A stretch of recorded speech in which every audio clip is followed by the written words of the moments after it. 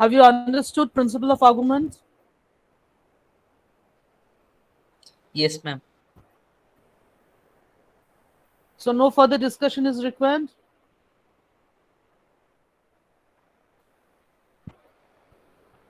So I can assume that no further discussion on principle of argument will be required, right?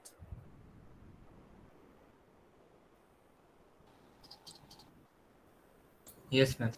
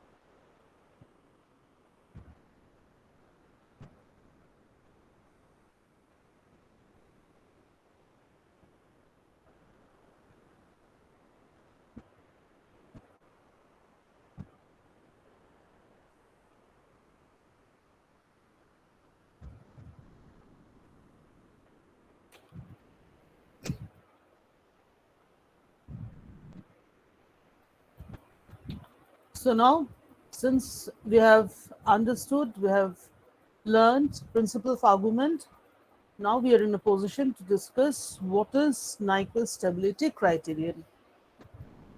So let's consider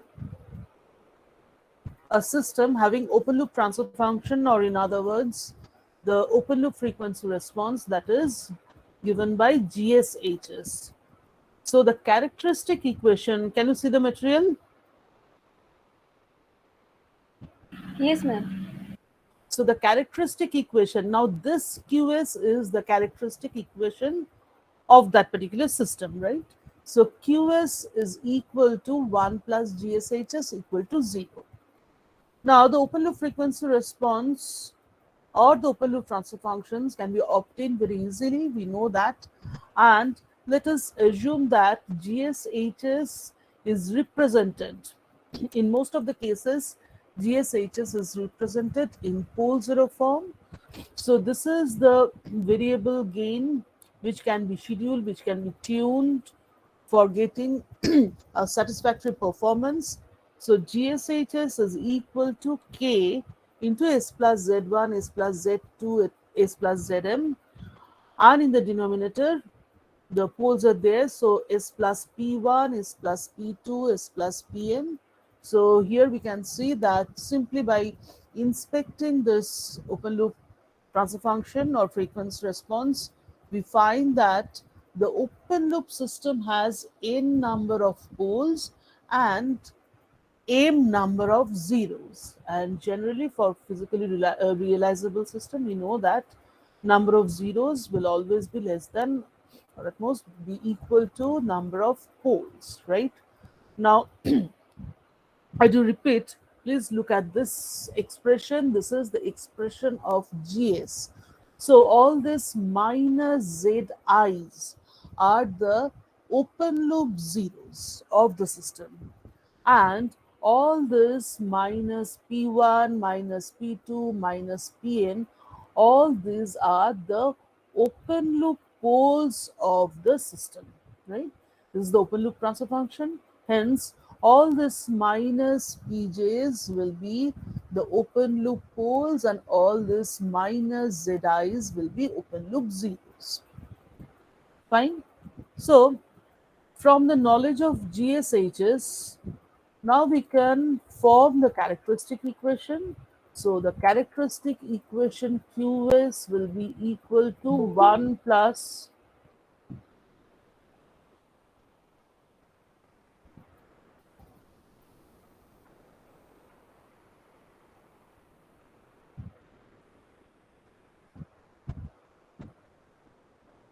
the characteristic equation will be given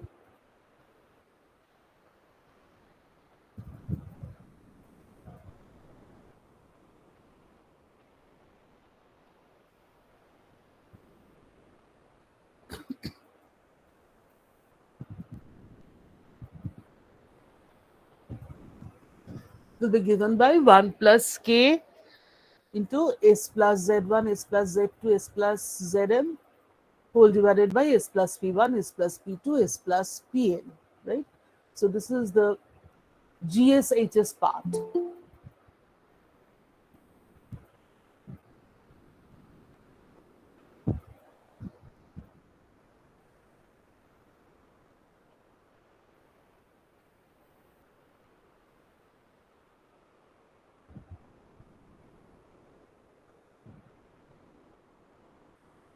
So now the characteristic equation can be expressed as, you see, 1 into s plus p1 s plus p2, this term. So this is the first term, plus k into s plus z1 s plus z2 dot s plus zm whole divided by, again, s plus p1 s plus p2 s plus pn, right? Right. So what will be the order of the numerator polynomial? This is the numerator polynomial. So what will be the order of the numerator polynomial?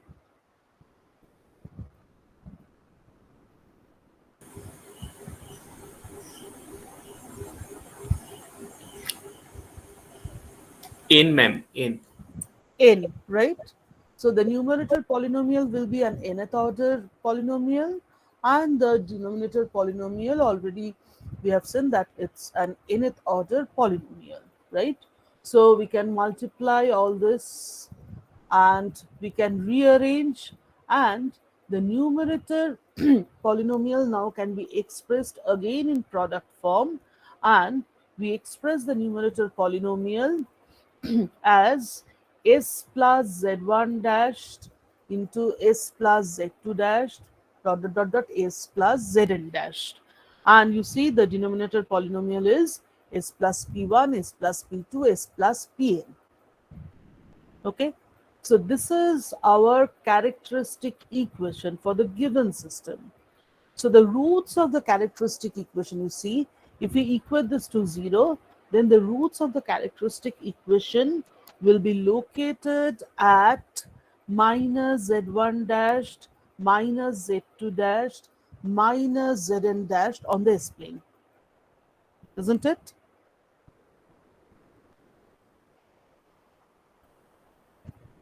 Yes or no? Yes, ma'am. So the roots of the characteristic equations, I repeat, are located at s equal to minus zi dashed, right? And these are the minus p1, minus p2, minus pn. All these are the poles of the characteristic equation, or poles of this QS. Poles of this QS, right? So just compare this equation with the previous one, that is the expression for the open loop transfer function. And the poles of the open loop transfer functions were located at minus pj's. And if you compare this equation with the equation that we have derived just now, we see that the poles of QS, the poles of QS are also lying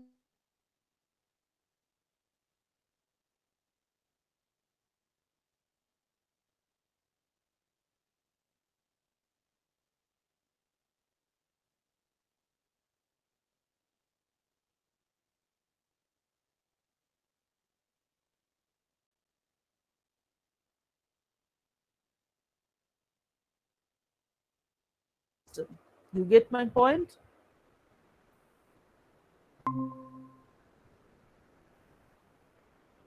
So far, is this clear? Yes, ma'am. Okay. Clear. Now for a system to be stable, already we know that all the roots of the characteristic equation, that means all this zi dash should lie in the left half of the S-plane. If that be the case, then only the system will be absolutely stable. Or, in other words, none of the roots of the characteristic equation should lie in the right half of the S plane. Okay.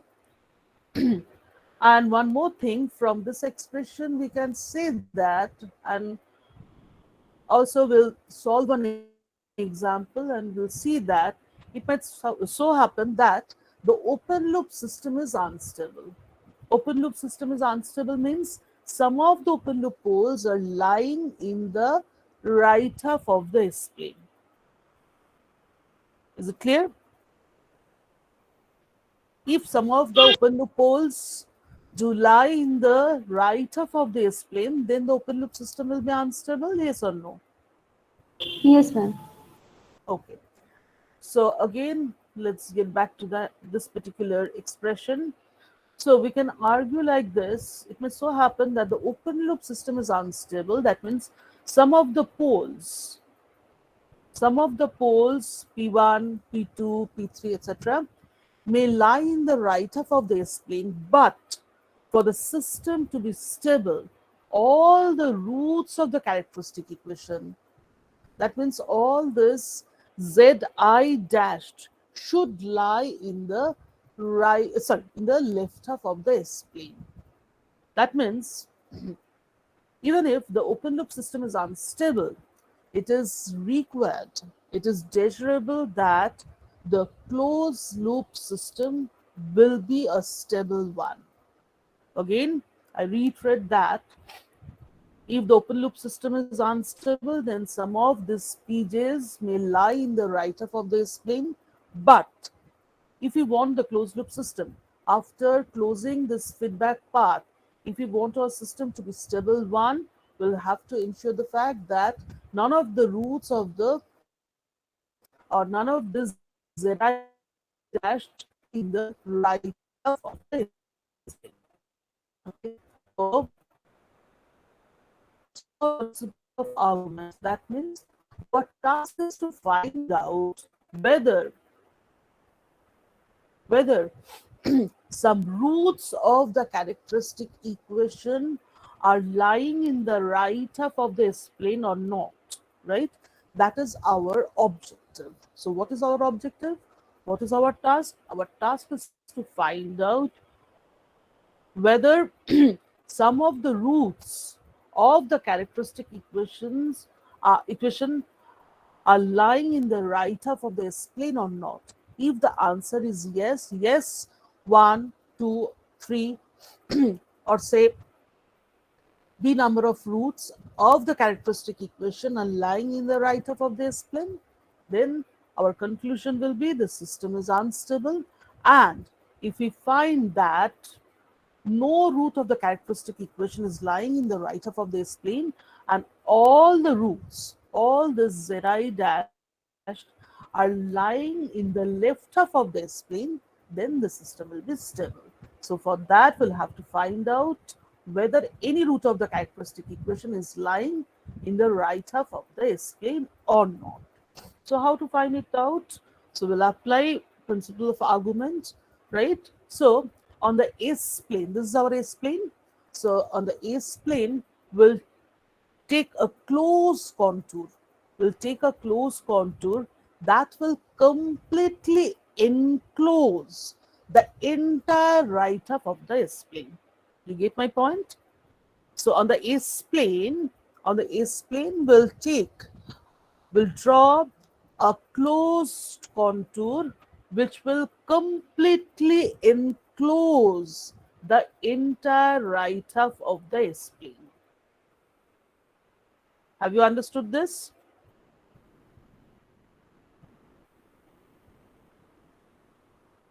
Yes or no?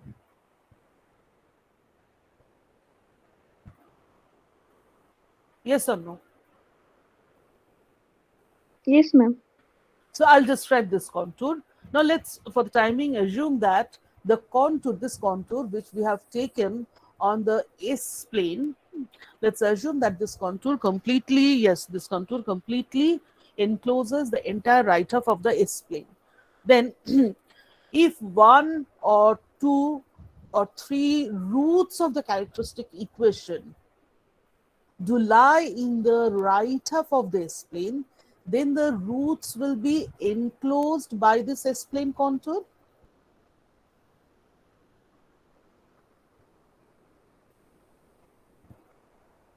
Yes, ma'am.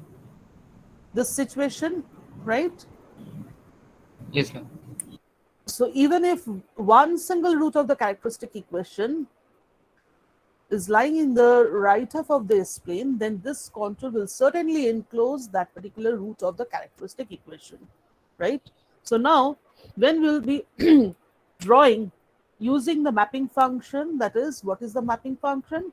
Now the mapping function is the characteristic equation QS, right? So with the help of that mapping function, when we'll draw or we'll sketch the QS plane contour, the corresponding QS plane contour, obviously what will happen? The QS plane contour will certainly enclose the origin of the QS plane once or twice or thrice, depending upon how many open loop poles and zeros, sorry, how many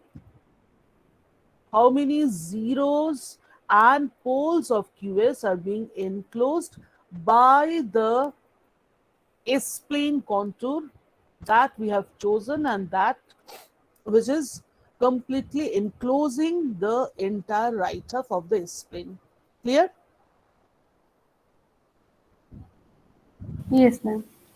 So Yeah. the enclosure of the roots of the characteristic equation will be reflected on the QS plane as enclosure of the origin of the QS plane by the QS plane contour tau q, right? And if this contour does not enclose any root of the characteristic equation or any pole of the characteristic equation, then what will happen?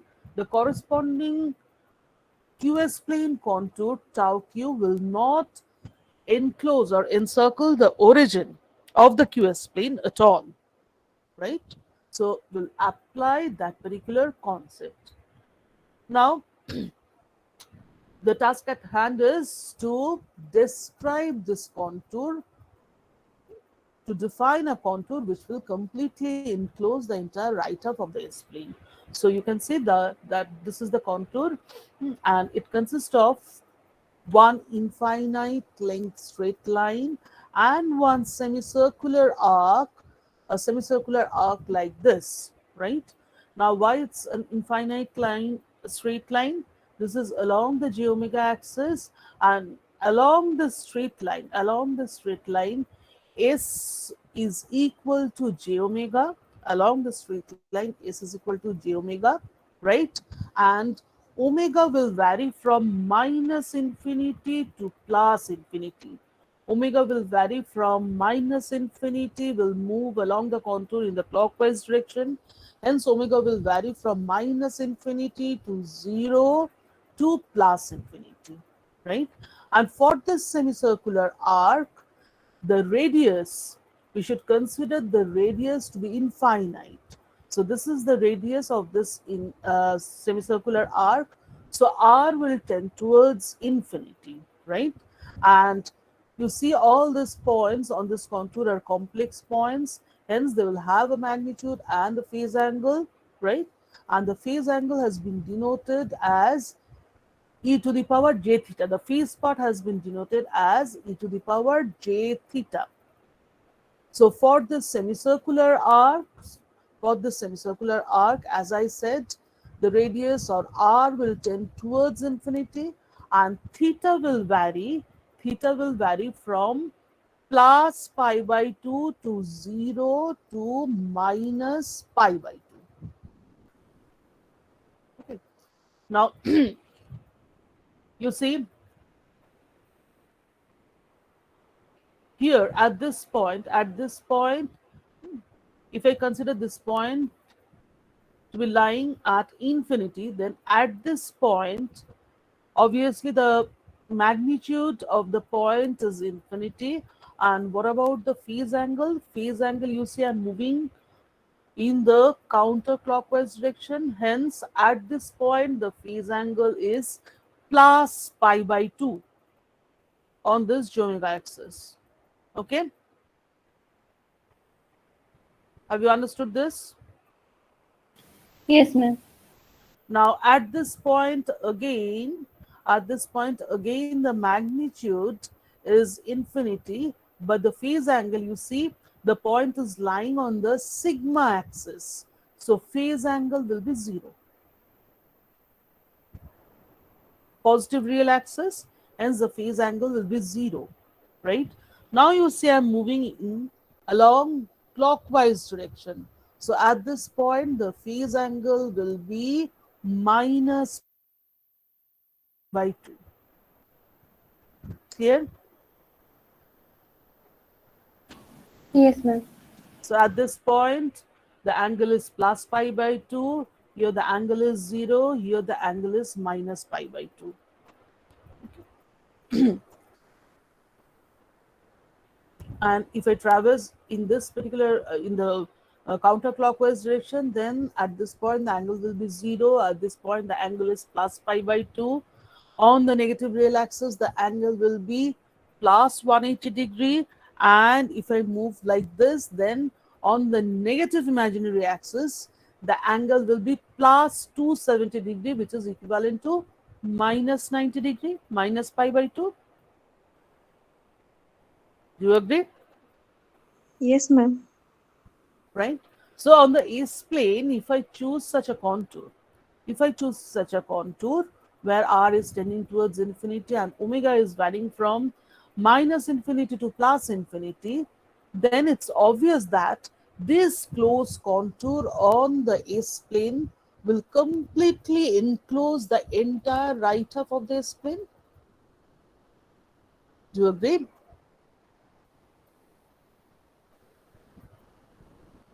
Yes, ma'am. Right? So such a contour, and yes, we'll have to keep it in mind that this contour on the S plane should not pass through any singular point for the given QS, right? So such a contour on the S plane, closed contour on the S plane, which completely encloses the entire right half of the S plane, is called a Nyquist contour. So the closed contour that we are considering on the S plane is known as Nyquist contour.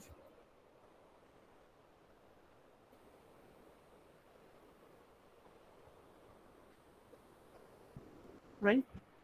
So this straight line path is denoted as, in this particular diagram, is denoted as C1, and along C1 S is equal to j omega, and as I said, omega is varying from minus infinity to plus infinity. And along C2 S is equal to r e to the power j theta, where limit r is tending towards infinity and theta is varying from, yes, it's, so along C1 S is equal to j omega, is varying from minus j infinity to plus j infinity, and along C2 S is equal to R e to the power j theta, R tending towards infinity, and theta is varying from plus pi by 2 to 0 to minus pi by 2. Is this clear? Absolutely clear? Yes, ma'am. So this is our Nyquist contour. So now again try to recall principle of argument.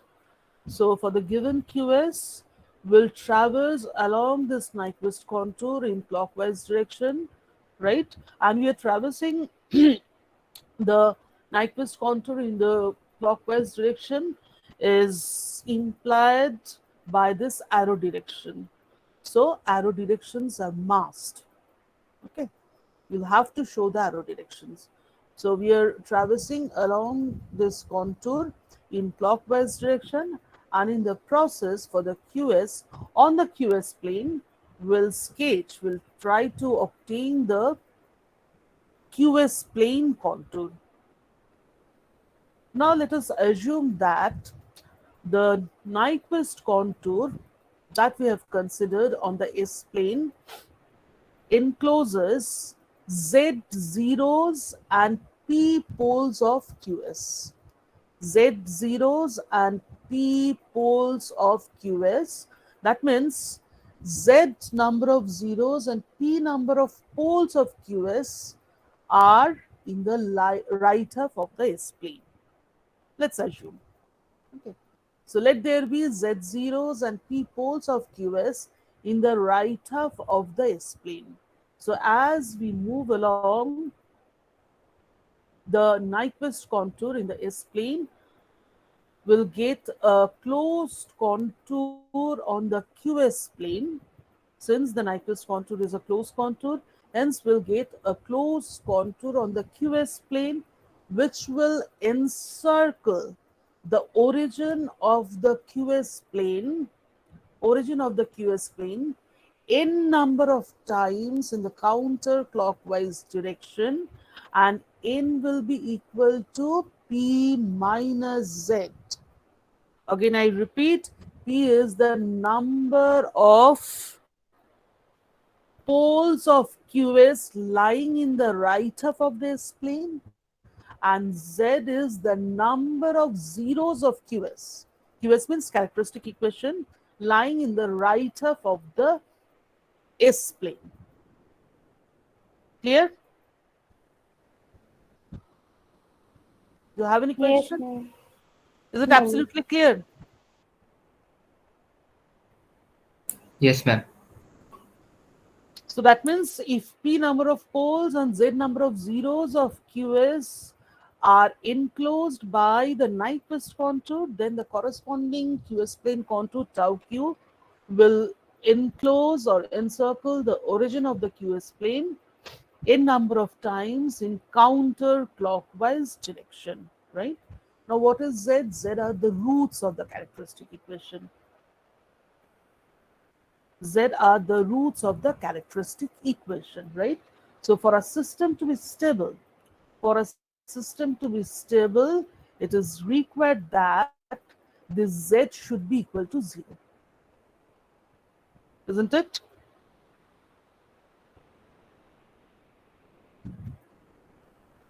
Yes or no?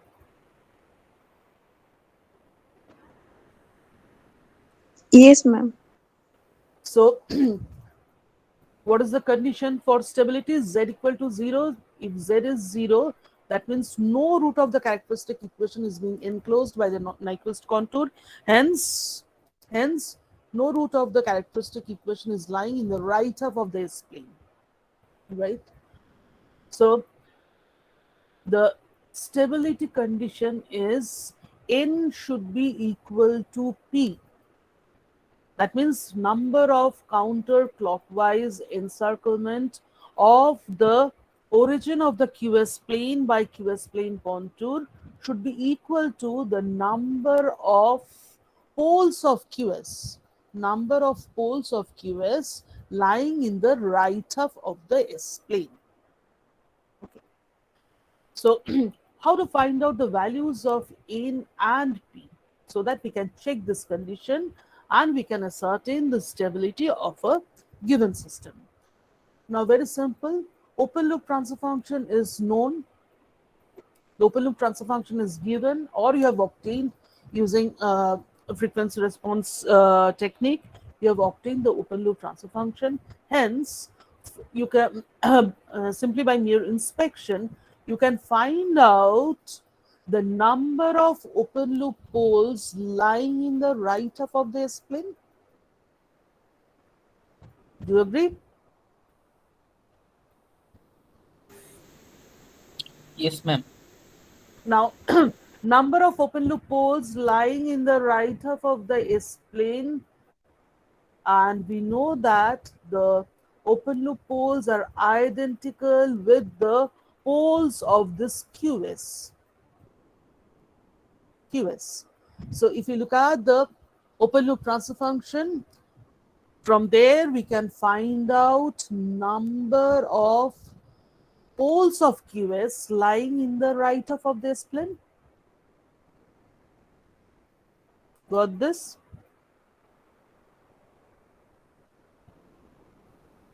Yes, ma'am.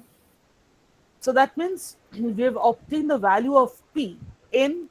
Once we construct the QS plane contour, it's very easy, very simple to construct the QS plane contour, that is tau q. Then we can count the number of encirclement of the origin by the QS plane contour. Like in this case, you see, just I'm considering the QS plane contour. So if we can construct the QS plane contour, then very easily we can find out that the number of encirclement of the origin of the QS plane by the QS plane contour tau q is twice in the counterclockwise direction, right? So once we construct, the mapping function is known, so QS is known. So once we construct the QS plane contour, we can find out the value of N. So if we find N, that N is equal to P, that means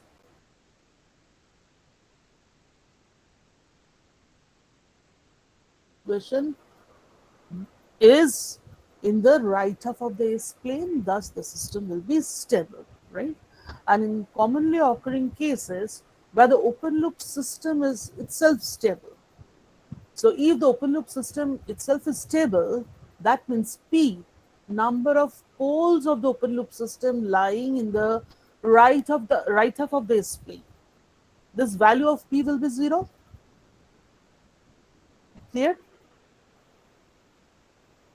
Yes, ma'am. So P will be 0. So if P is 0, and for the stability of the system, it's required that Z should be equal to 0. Hence, the stability condition reduces to N is equal to P is equal to 0. Is equal to 0. That means if the open loop system is itself stable, then the QS plane contour should not encircle the origin of the QS plane at all, right? And hence the encirclement, number of encirclements in the counterclockwise direction should be equal to 0. Clear?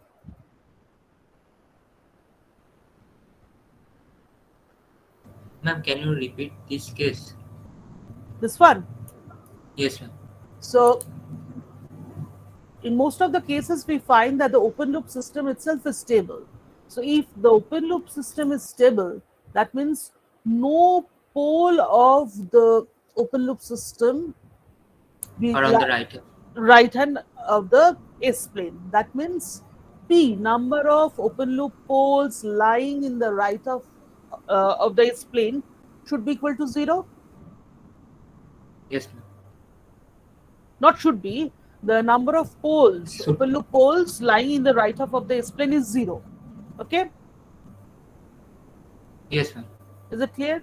So let's get back to that particular equation. N is equal to P minus Z. So P is equal to 0. P is equal to 0. And we want Z to be equal to 0. number of roots of the characteristic equation lying in the right half of the S-plane for stability, Yes, ma'am. right? So automatically n will come out to be equal to 0, and that 0. is the stability condition. If the open loop system is stable, then the number of encirclement, or we can derive that very easily from this equation as well. N is equal to P is the general stability condition. Now if P is 0, then n should is 0. Automatically n will be 0, right? So the number of encirclement of the origin of the QS plane by QS plane contour will be 0. Now it's clear? Yes, ma'am. Okay. Now this is not actually the Nyquist stability criterion. Why? Because yes, we can find out using this method, we can find out the number of roots of the characteristic equation lying in the right half of this plane, but we can make it simpler. Why? Our claim was that if the open loop transfer function itself is known, then we can apply Nyquist stability criterion to ascertain the stability of a given system, right? So we'll it's not required to form the characteristic equation QS. So here we have developed a stability criterion where we have formulated QS, that is the characteristic equation from the open loop transfer function, and we have applied principle of argument, and we have derived the stability conditions. Okay. So to make it simpler, what can be done? You see, let's look at this equation. 1 plus GS is our 1 plus GS HS is our characteristic equation. So the open loop transfer function GSHS is equal to 1 plus GSHS, or in other words QS, minus 1. Do you agree? Yes, ma'am. Now first let me uh, put it very simple. So what is the significance of this equation? From S plane for the given QS, we did conceive another plane which is QS plane, right? Now from this expression, now we can conceive another plane which we'll call GH plane. GH plane, right? And how to obtain GH plane from the QS plane? You see the equation is GH is equal to 1 plus GH minus 1. So simply, if you give a translation to this axis, and if the axis is translated at this point, what is the point? The point is minus 1 plus J0. Then the plane that will get will be our GH plane. Have you understood this? Yes, ma'am. Is it absolutely clear? Clear, ma'am. And we can apply simple vector algebra, and with the help of which we can show that the shape of the QS plane contour will remain unchanged, and the GH plane contour now we are considering a plane which is GH plane.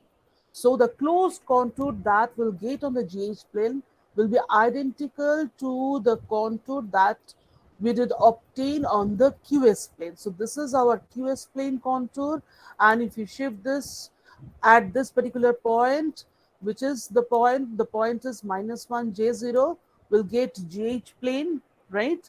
And you see this is the GH plane contour which is identical to the tau GH. Tau GH means GH plane contour. So this is our QS plane contour, this is our GH plane contour. And you see this is our QS vector, isn't it? 1 plus GH. This is our QS plane. This is the origin of the QS plane.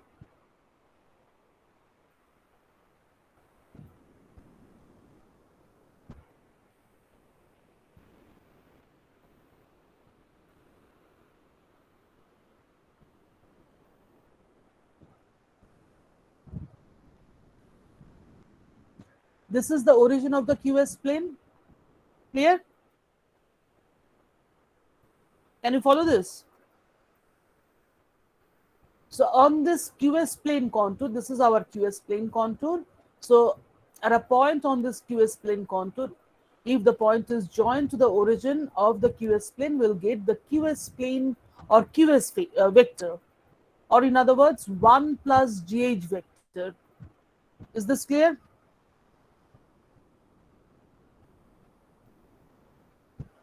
Yes, ma'am. And what is this? This is minus 1. So this is our GH vector. 1 plus GH minus 1. So this is our GH vector. Right? So simply we'll apply principle of argument. Only the difference will be now the critical point is not the origin of the QS plane. And if we think about QS plane, then now the critical point has become minus 1 J0 point. Right? So now we'll have to count the encirclement of this point minus 1 J0 point, which we call the critical point, minus 1 J0 point by tau GH, that means GH plane contour.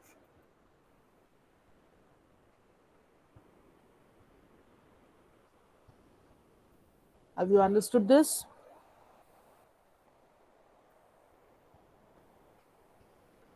Have you understood this? Yes, ma'am. So what is the advantage? The advantage is if GH is known, then corresponding to the Nyquist contour taken on the S-plane, we can obtain the GH contour or tau GH. Tau GH or GH contour, simply the GH contour, and the mapping function is now simply the open loop transfer function, GH, not 1 plus GH, not the characteristic equation. So our mapping function is the open loop transfer function only. And so after drawing the GH plane contour, now we'll have to find out the number of encirclement of the critical point minus 1 J0 by GH plane contour, and the rest is same. That means this equation will remain valid. N is equal to P minus Z, P minus Z. Now this N is only the encirclement of the critical point minus 1 J0 by GH plane contour.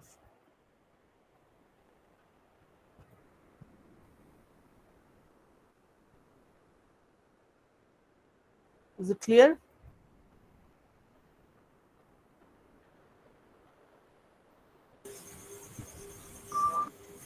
Here, ma'am. Ma'am, can you repeat the last part? Which one? Have you understood the GH plane contour? How we are obtaining the GH plane contour? Yes, ma'am. Okay. So why now the critical point is not the origin of the QS plane, but the critical point is minus 1 J0? Have you Yes, ma'am. understood this? Yes, ma'am. Right? So what we are doing, we were actually counting the number of encirclement of the origin of the QS plane by the QS plane contour, isn't it? Yes, ma'am. So tau g is just the shifted graph of tau g. Exactly, Tau 2. exactly, exactly. Yes, ma'am.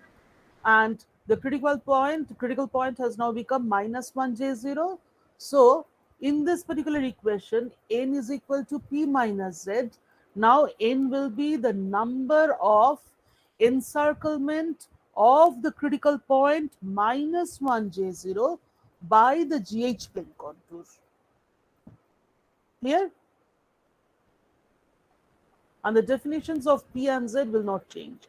P is the number of open loop poles lying in the right half of the S plane and thus enclosed by the Nyquist contour, and z is the number of the roots of the characteristic equation lying in the right half of the S-plane.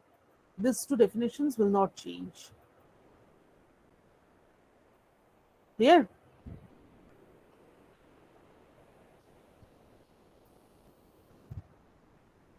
Please check whether you have understood this or not. Yes, ma'am. Thank you, ma'am. So now we can state dynamical stability criteria. So if the gauge plane contour tau gh corresponding to the open loop transfer function GSHS of a given system encloses or encircles the critical point -1 J0 in counterclockwise direction as many times as the number of right half open loop poles of GSHs, then the closed loop system will be stable. That means n is equal to p. N is equal to p. So if n is equal to p, that means z is equal to 0. So the open loop system will be stable. Okay, let me read out again.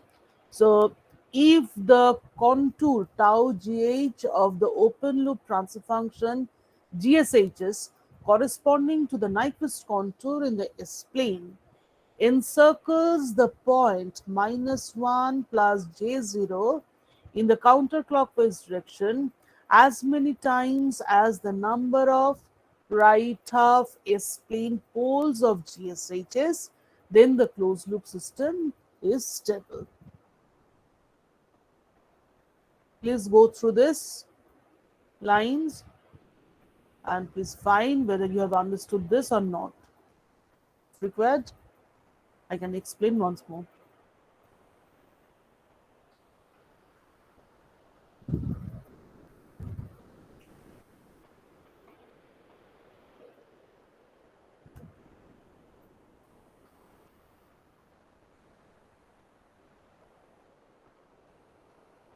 Clear? Have you understood?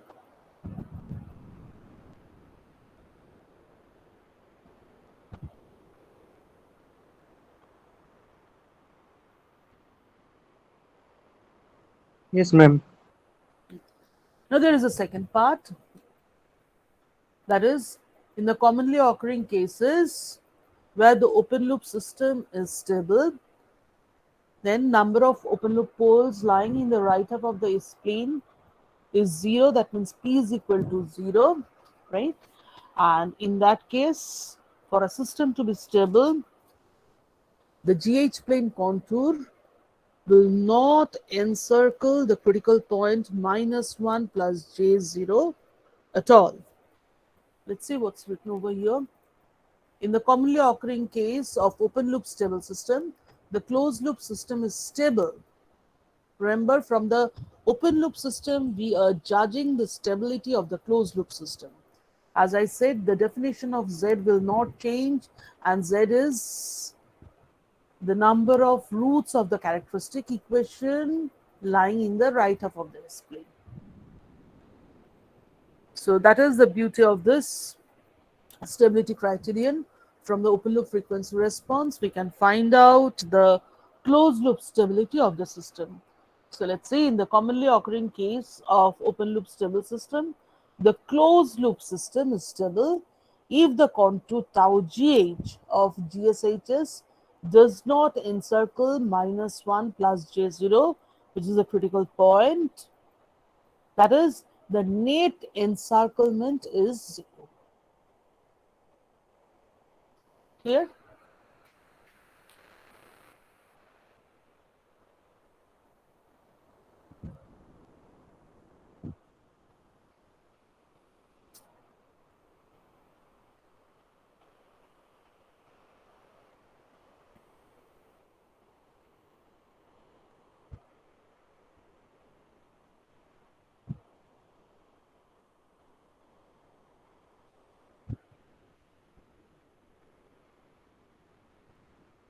Is it clear? Yes, ma'am. Okay. Now, we'll solve problems, then it will be apparent that in physical systems where m is less than equal to n, it's poorly written in English, m is less than equal to n, then the semicircular arc, that is limit s tends s when s is equal to r e to the power j theta, the semicircular arc will be a real constant, a single point on the GH plane as r tends to infinity, right? And if m is less than n, then this will be the semicircular arc will be mapped onto the origin of the GH plane. It will be 0, right? And there is another very interesting thing, that is, this is our Nyquist contour, right? Now I can break this path into two paths. Let's call this path C11 and this path C12. So along C11, you see omega is varying from 0 to plus infinity. Now I'm moving in the clockwise direction, and along C12, omega will vary from minus infinity to 0. Do you agree? Yes, ma'am. Okay. So if we just try to obtain the mapped version of this path, that is C11, that would be sufficient for sketching the GH plane contour or QS plane contour. Okay, why? The reason is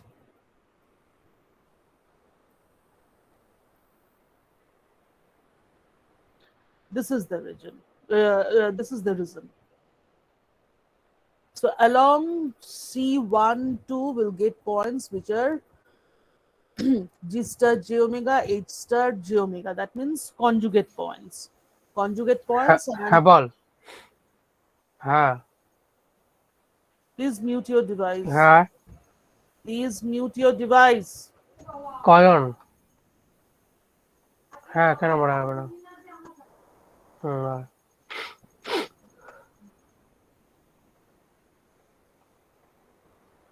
Should I continue?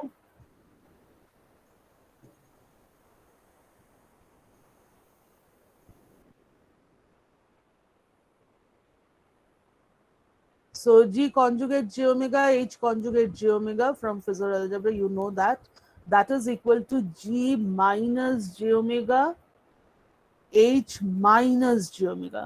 So from this expression, it's clear that the Nyquist plot is again going to be symmetrical about the real axis. Symmetrical about the real axis, and hence the mapped version of this path C12 on the GH plane will simply be the mirror image of the mapped version of this path on the GH plane.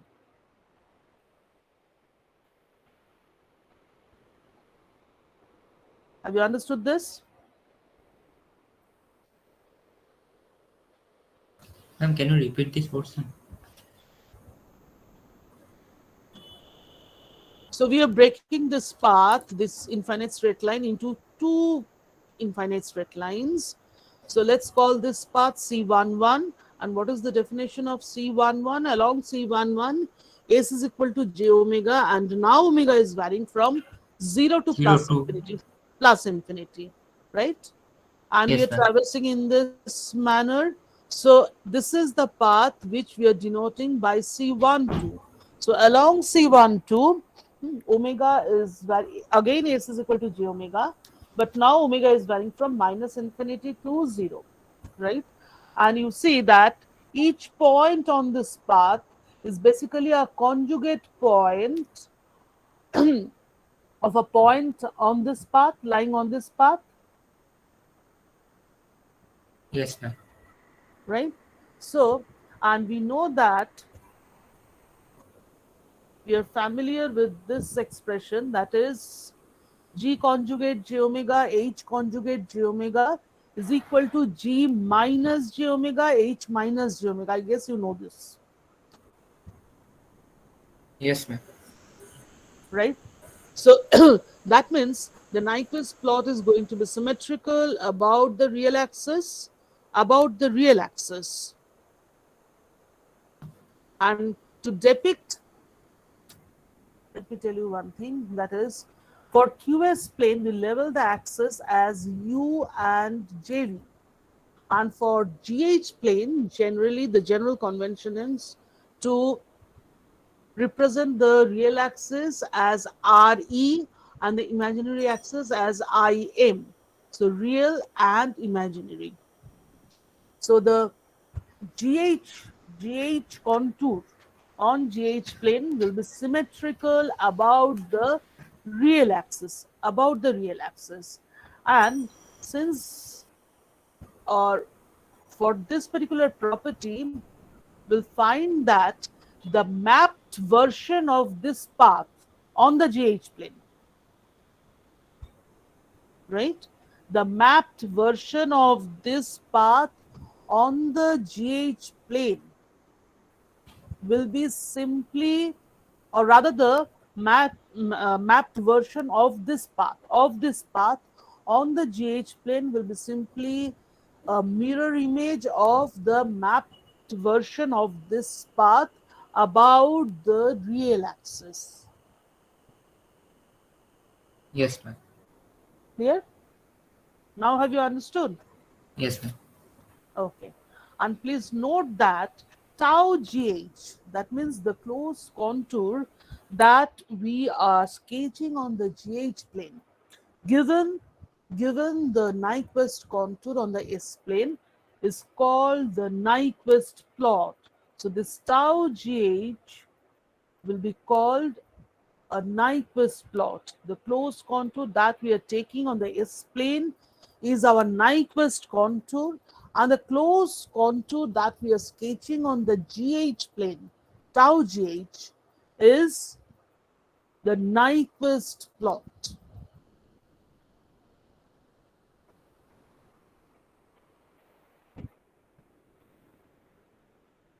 Somewhere it should be written.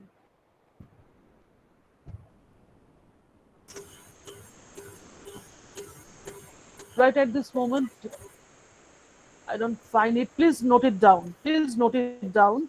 The closed contour that we are taking on the S plane. S plane is called the Nyquist contour.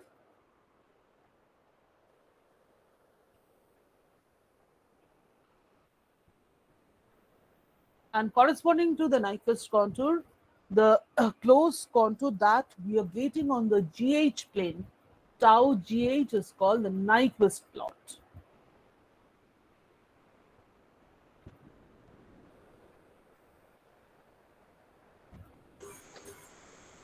Hello, ma'am. Yes. Does the Q contour cut the U axis at the point plus 1, 0? No. QS contour, ma'am. No. Just look at this contour. Is it crossing the real axis at minus 1 minus 1 plus j0? This Ma'am, is in the the point. right side. Which one? Right side means? Right side means? This point. This point. Yes, ma'am. Are you talking about this point? No, no, no, no, no, no, no. Not at all. And we are not at all interested about QS plane contour or tau Q anymore. We are now interested about the GH plane contour. Okay, ma'am.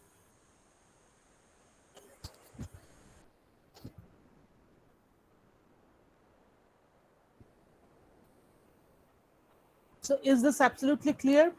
So that means if you want to ascertain the stability of a system, stability of the system for which the open loop transfer function is known, and if you want to apply Nyquist stability criterion, that means We'll have to choose a proper and appropriate Nyquist contour on the S-plane, and then we'll have to construct the Nyquist plot. Hence, in the problem, you'll find the problem is written like this: sketch the Nyquist plot and ascertain the stability of the system. So, what is the Nyquist plot? The Nyquist plot is the tau GH, or the closed contour on the GH plane. So, do you have any question?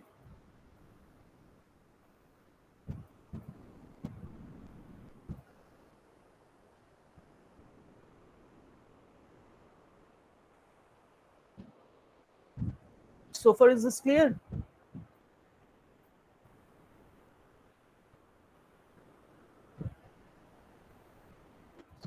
Is this clear? Yes, ma'am. Can I proceed? Yes, ma'am. Okay, fine. Now we'll solve a few problems, okay? And then the concept will be crystal clear. Is it legible?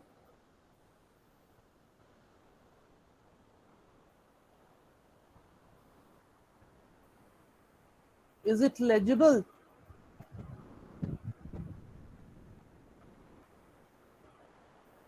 Hello? So first, we'll try to obtain the Nyquist plot for a given type 0 system. I think you know type 0 system, type 1 system, type 2 system, right?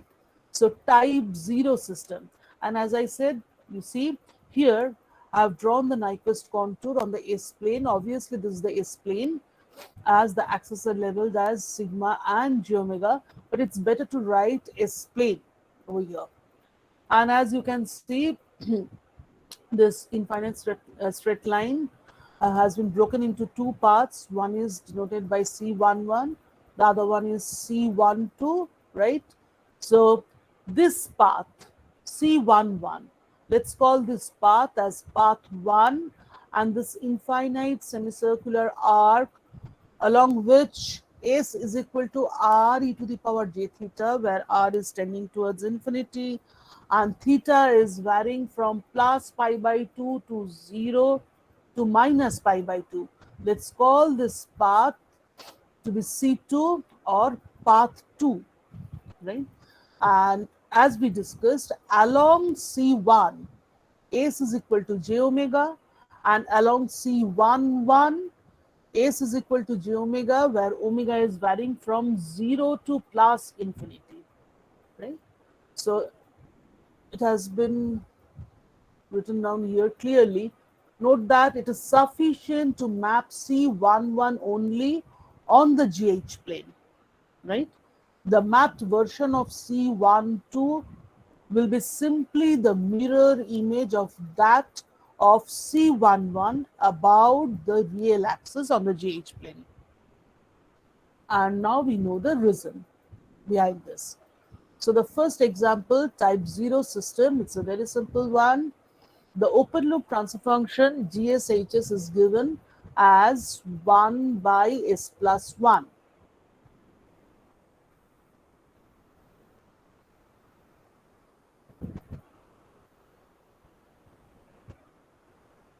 ঠিক আছে, হাতে করো তো, আমি বলছি, আমি explain করছি, শোনো, শুনে নিজেরা হাতে করো।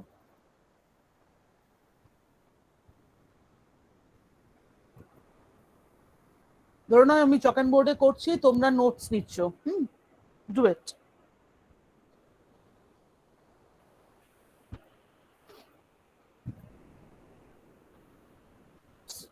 So type 0 system, example 1, type 0 system. The open loop transfer function, given open loop transfer function is GSHS, which is equal to 1 by S plus 1.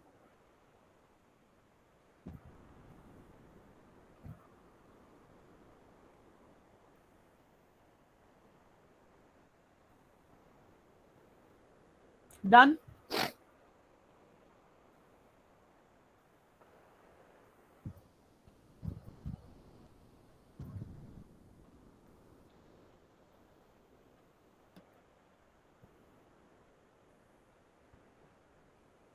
Done? Yes, ma'am. Okay. Now, what did I say? Our first task is to select the Nyquist contour on the S plane. So for this open loop system, first of all, draw this Nyquist contour. Draw the S plane and draw the Nyquist contour. 1 second, let me explain. For this particular system, you see, we can appropriately choose this closed contour to be the Nyquist contour, because what is the singular point? The singular point for this system is at S equal to -1.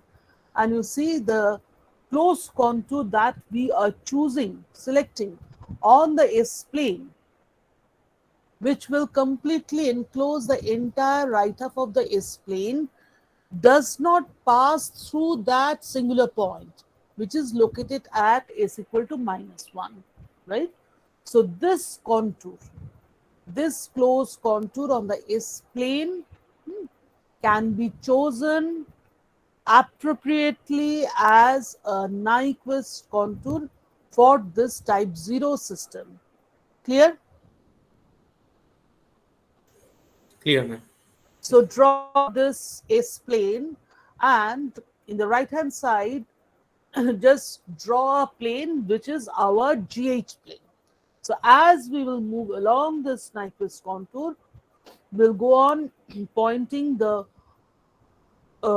points on the GH plane to obtain tau GH. Am I clear?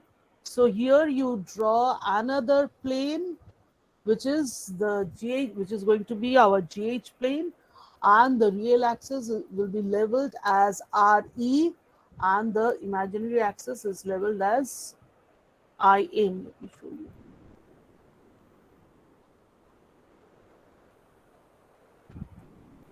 This is not correct. Okay.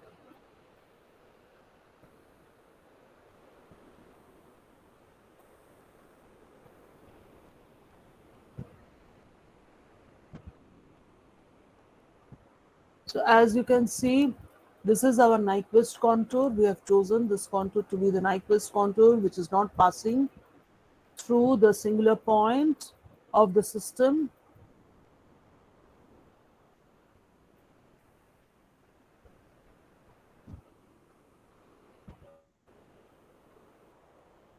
Yes, this is our GH plane, corresponding GH plane.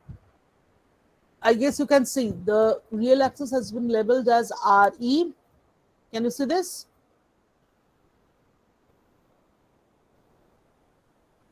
Yes, ma'am. And the imaginary axis is IM. And here you should write GH plane.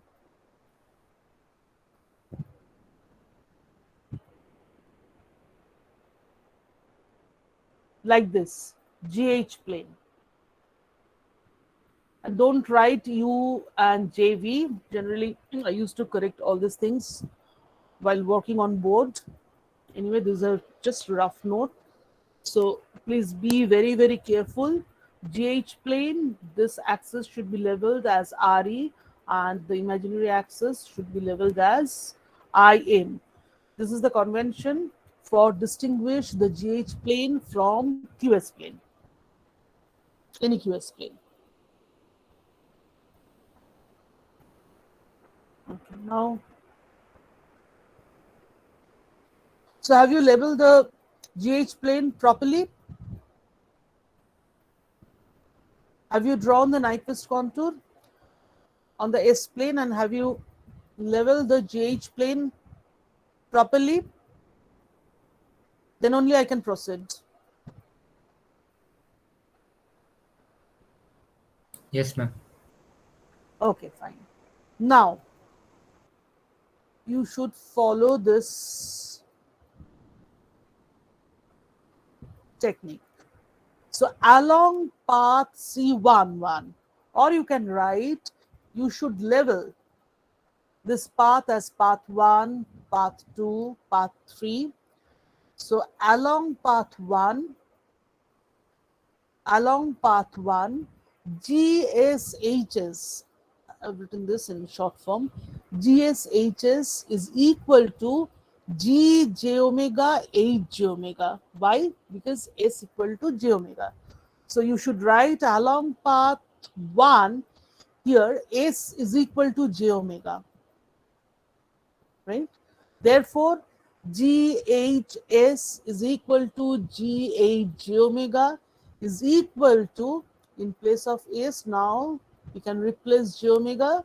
So the sinusoidal transfer function will be 1 by j omega plus 1.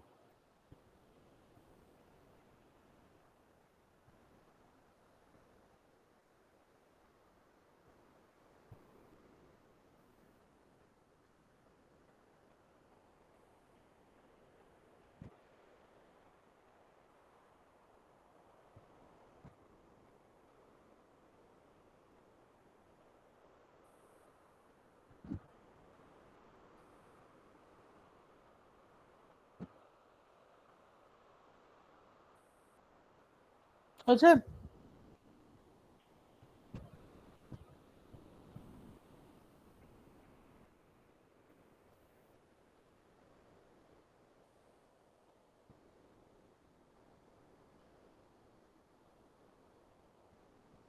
Okay.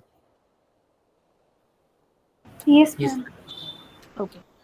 Now let's find out the value of GH omega for two extreme points. What are these two extreme points? You see, along the Nyquist contour, omega is varying from 0 to infinity.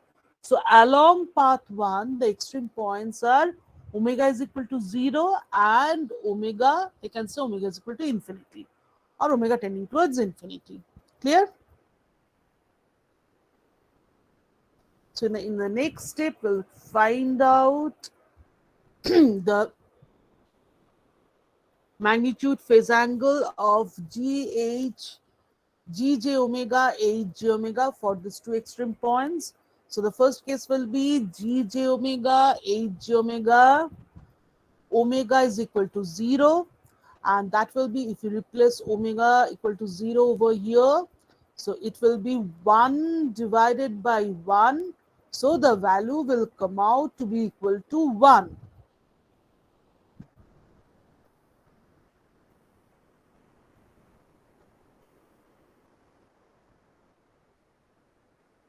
First, you try to understand. I'm trying to explain. So, first you understand, then you take the note or do it on your own.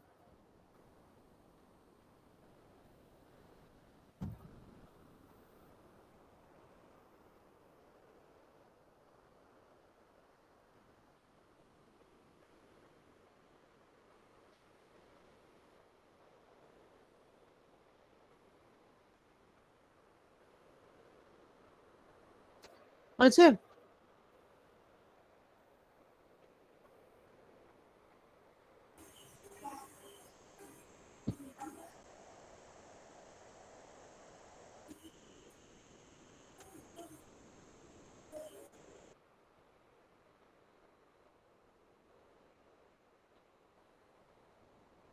That's it.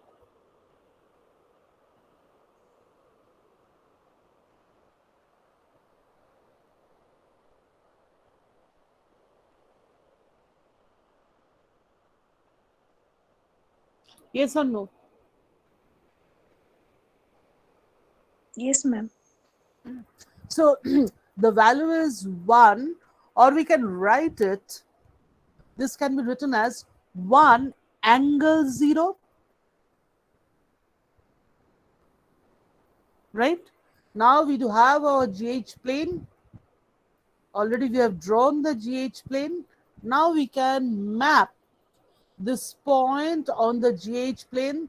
Again, I repeat, this one will be real, this one will be imaginary. You should write GH plane like this.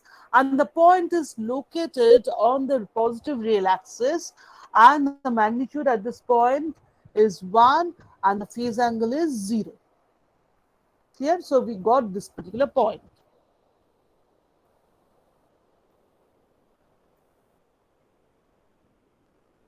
Clear?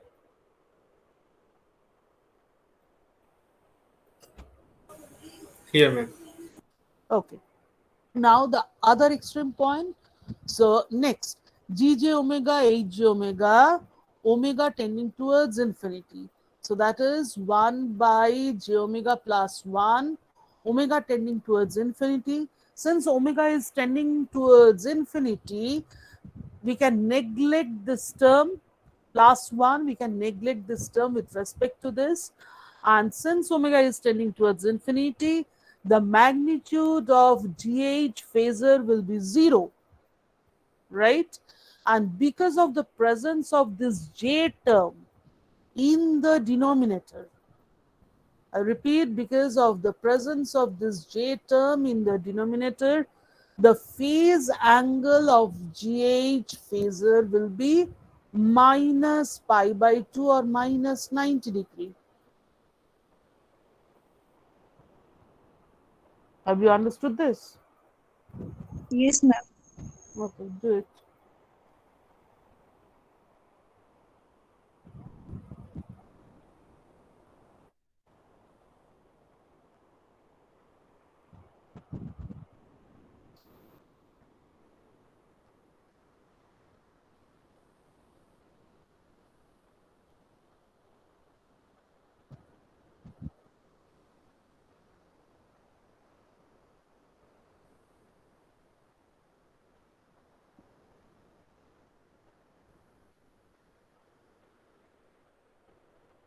Okay. Yes, ma'am. Now, so this point where on the Nyquist contour, where omega is tending towards infinity, will be mapped onto the origin of the GH plane as the magnitude of GH phasor is 0.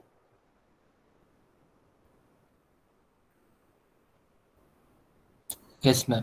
So the origin will be the point, corresponding point on the GH plane, right?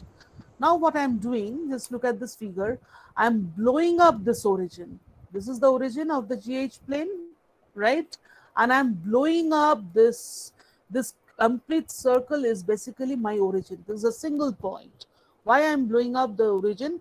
There is a reason that I'll explain after I finish explaining all the examples, solving all the examples, right? Now, since this is the single point origin, so you see at this particular point, just look at this cursor. At this point, just a minute.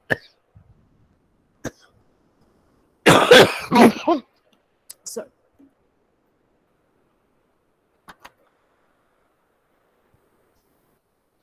This point on the real axis will have a magnitude which is 0 and the phase angle will be 0. So this is 0 angle 0. This point, at this point again, since this is origin, so the magnitude of GH phasor will be 0, but the phase angle will be, I'm moving in the clockwise direction, so phase angle will Minus be pi by 2. minus pi by 2, right? So if I continue moving in this particular direction, at this point, the value will be 0 angle minus pi, yes. And at this point, the angle will be 0 angle minus 3 pi by 2. Similarly, I can rotate in the counterclockwise direction. This will be 0 angle 0. This will be 0 angle plus pi by 2. This will be 0 angle plus pi, and this will be 0 angle plus 3 pi by 2. Clear? Yes, Yes, ma'am. ma'am. Okay. So, since it's 0 angle minus pi by 2, hence we have marked this point to be the corresponding point on the Nyquist contour where omega is tending towards infinity. Clear? 0 angle minus pi by 2. Clear, ma'am. Okay. Now we are left with, we know that once we get this path, automatically we'll be able to construct this path. Only now we'll have to map this infinite semicircular arc on the GH plane. So along path 2, it's here. Along path 2, S is equal to R e to the power j theta, and limit R tending towards infinity, and theta is varying from, it should be actually, theta is varying from plus pi by 2 to 0 to minus pi by 2.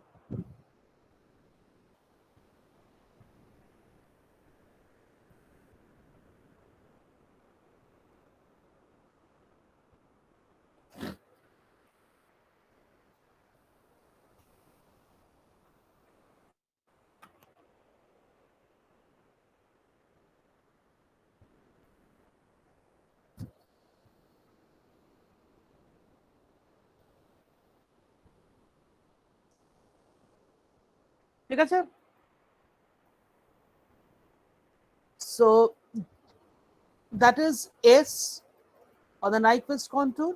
So GHS now will be 1 by R e to the power j theta plus 1, where R is tending towards infinity and theta is varying like this. So if we put the values of R and theta, let's first consider the value of R. R is tending towards infinity. So this plus 1, this term can be neglected with respect to this one, as R is tending towards infinity. Now since R is tending towards infinity, hence the magnitude of GH phasor will be 0, right? And e to the power j theta part, so the angle of GHS will be minus theta, isn't it?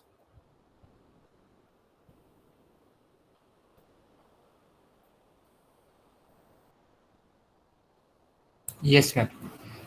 So 0 angle minus theta. Now we are traversing along the semicircular arc, and we know that in the process theta is varying from plus pi by 2 to 0 to minus pi by 2. So if we put the values over here, we'll get that GH phasor will rotate like this: 0 minus pi by 2. We are putting this value plus pi by 2 over here.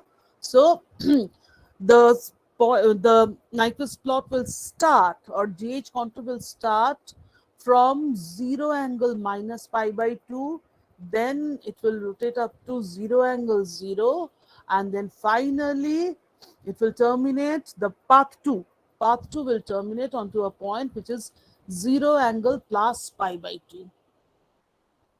Understood?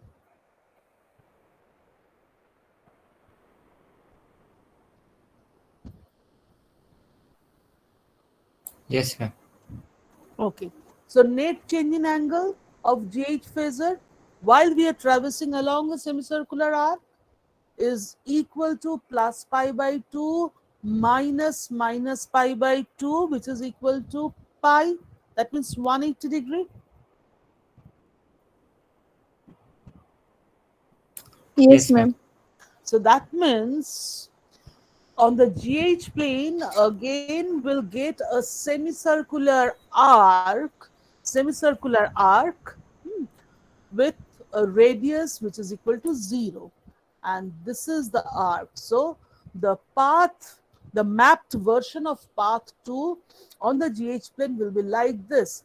It will start from 0 angle minus pi by 2, then it will move to a point which is 0 angle 0 on the real axis, and finally path 2 will terminate onto a point which is 0 angle plus pi by 2.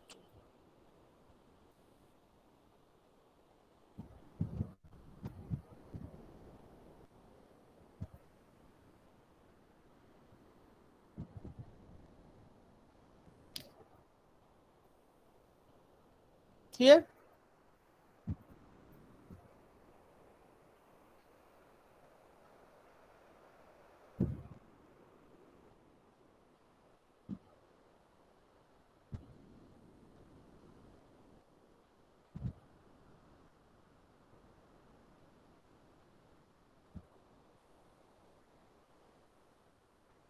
Is it clear?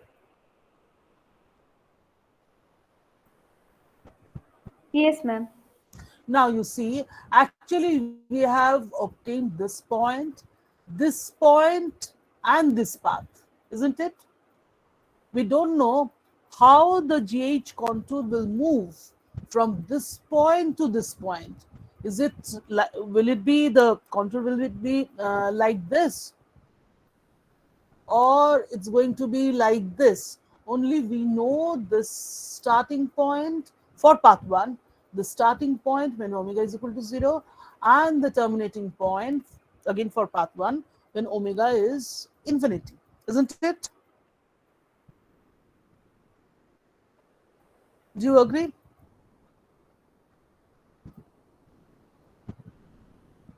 Yes, ma'am.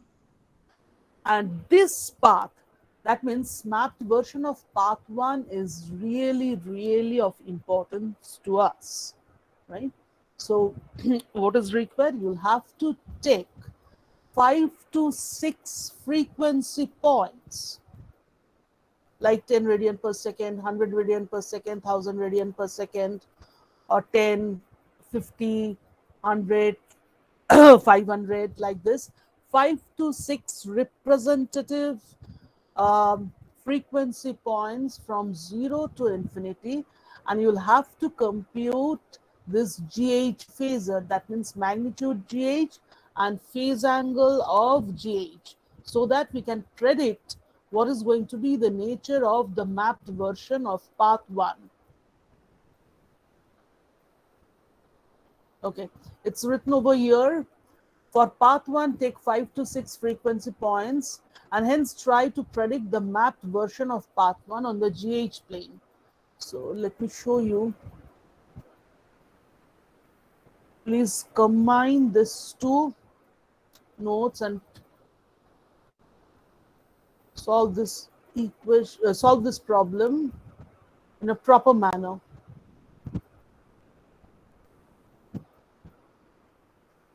So here you can see that we have taken just one single frequency point. Omega is equal to 1 radian per second.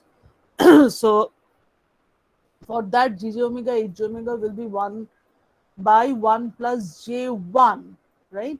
And if we compute the magnitude and the phase angle of J omega, we'll find that it will be 0.71 angle minus 45 degree, or in rectangular form it's 0.5 minus 0.5 J. Hence the point will lie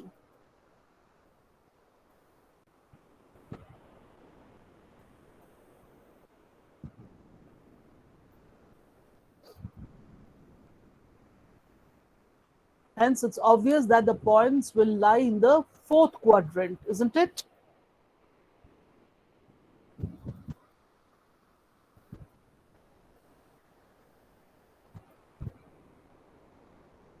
Yes, ma'am.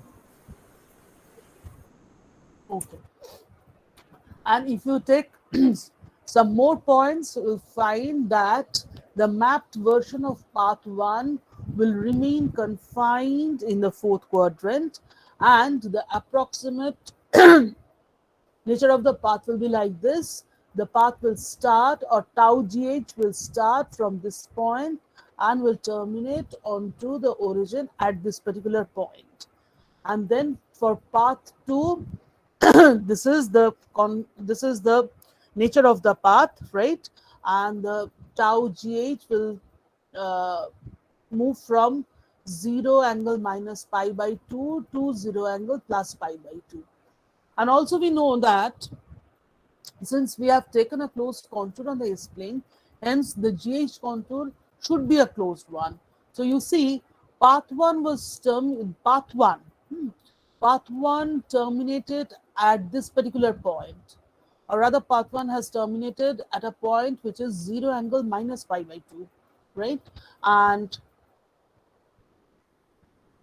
this is the point. And path 2 is actually starting from this particular point so that we can get a closed contour. Okay. So on the GH plane also, if the mapped version of path 1 terminates at this particular point, then the mapped version of path 2 should start from this point only. Am I clear?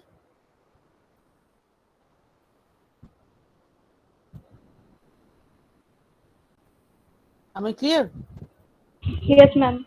So once you compute, just check whether you are getting whether this point and this point is same or not. That otherwise you will not get a closed contour, and that implies that something is wrong in your calculation. So this is our path 2, and the mapped version of the of C12 will be simply the mirror image of this one. So this is the mapped version of C12, and this is our Nyquist plot. As simple as that. So we have obtained our Nyquist plot or Nyquist or tau GH on the GH plane, and on the GH plane you see and the plot, if you traverse along this closed contour, you see the arrow directions will be like this, because we are starting from 0 frequency, and along this direction frequency is increasing, then path 2, then path 3, and we are coming back to the initial point, right? So arrow directions are masked. Okay, and on the GH plane, you see this is the critical point, -1 J0. This is the left half of the GH plane, left half of the GH plane, and since our critical point is -1 plus J0, so it will be somewhere over here. You don't have to sketch the Nyquist plot on a graph paper, it's not required. Just freehand sketch is sufficient enough.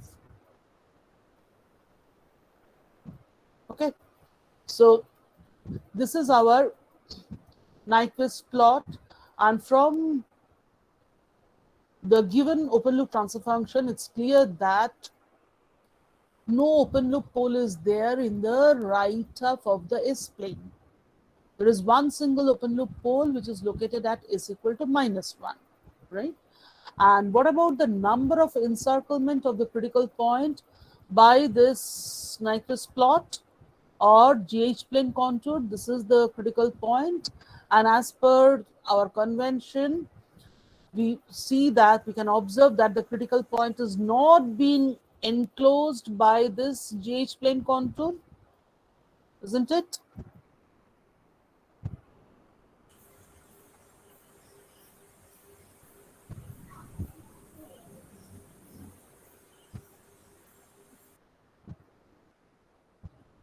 Do you agree?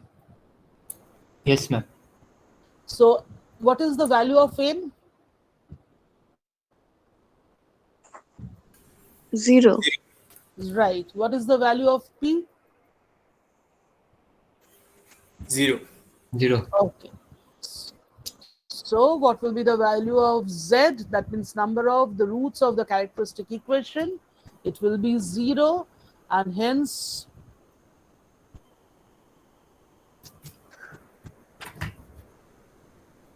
this is a better sketch. Only you'll have to replace u by real and jv by imaginary. GH plane, here omega is 0. In this direction, omega is increasing. At this point, omega is equal to infinity, right? And this is the critical point. So n, number of encirclement of the critical point by the contour tau GH is equal to 0. P, number of open loop poles lying in the right half of the S plane is 0, as there is one single pole at S equal to -1. So P minus Z is equal to N, P0, N0. So if we put the values in this equation, we'll find that Z is equal to 0. Z is equal to 0, or number of roots of the characteristic equation lying in the right half of the S plane is 0. So what is the conclusion?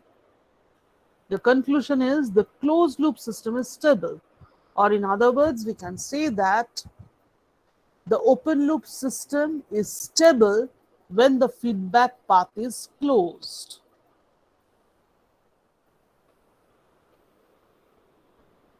right?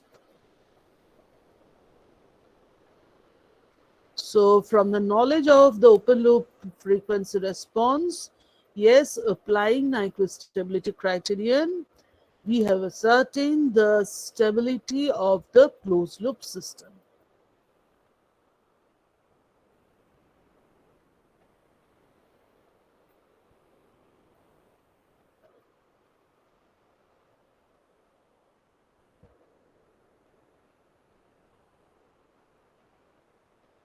Clear? Clear, ma'am. Yes.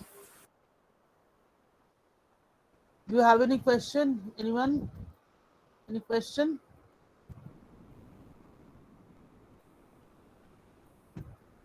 Ma'am, Hmm? ma'am, in this example, we are blowing that origin part due to the fact that we are considering omega tending to infinity. No, that is not the reason. If omega tends to infinity, the magnitude of GH will be 0, right? Yes, So ma'am. I could have drawn this Nyquist plot like this. Ma'am, for the Not same mandatory. It's magnitude, not mandatory to blow up the origin. So I could have drawn this like this. You get my point? A complete a circle like Yes, this, passing through the origin of the GH plane, right? And in most of the books, you'll find that they have not blown up the origin.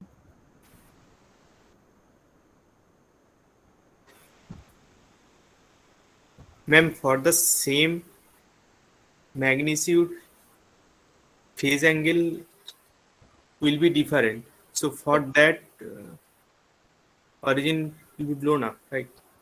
Uh, yes, that could be one reason, but that is not the main reason.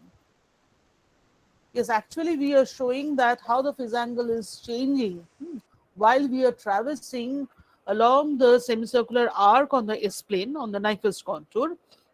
So that picture is clear if you blow up the origin, but that can be considered to be one reason, but that is not the main reason. As I said, I'll explain once I complete discussing all the problems.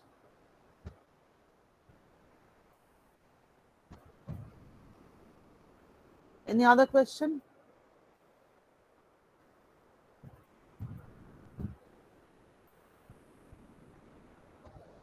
Any other question?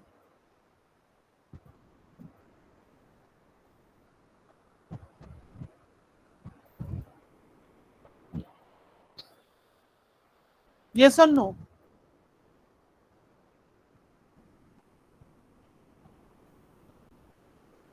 In that case, I'm closing the files.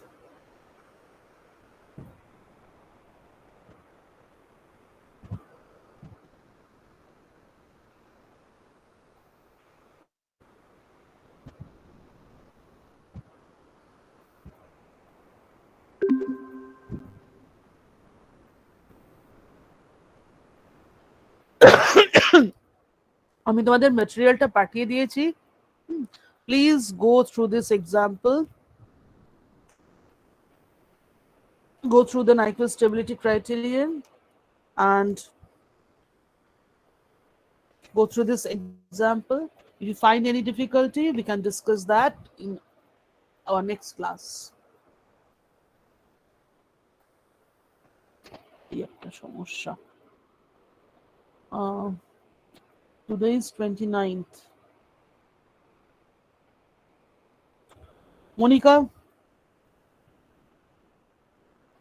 Monica বিশ্বাস